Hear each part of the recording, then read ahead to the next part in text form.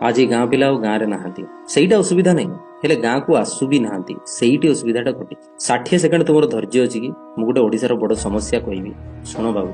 ଯଦି ତୁମେ ଛୋଟ କି ବଡ଼ ଚାକିରିଟା କଲ ବୋଲି ଗାଁକୁ କାଁ ଭାଁ ଆସିବ ବା ଆସିବ ନାହିଁ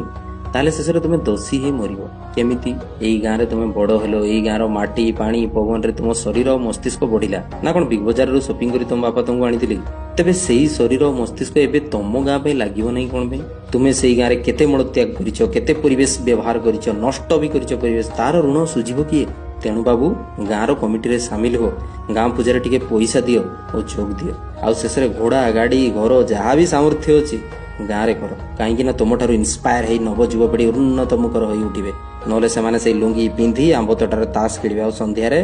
ଚିଲମଟା କାଟିବେ ଆଉ ସେସବୁ ପାଇଁ ବି ପ୍ରବାସୀ ଦାୟୀ କାହିଁକି ନା ଆମେ ତ କେବେ ତାଙ୍କୁ ବୁଝିବାକୁ ଚେଷ୍ଟା ବି କରିନୁ ନା ତେବେ ଖରାପ ହେଲେ କାହିଁକି କହିବା ତାଙ୍କୁ ସେମାନେ ଆମ ନିଜ ଭାଇ ଭଉଣୀ ଭଳି କେବେ ତମେ ବି ଗାଁରେ ନଙ୍ଗଳା ବୁଲୁଥିଲ କାଳିଆ ଭୂତ ହେଇ ଏବେ ସେଇ ଗାଁର ବର୍ଷ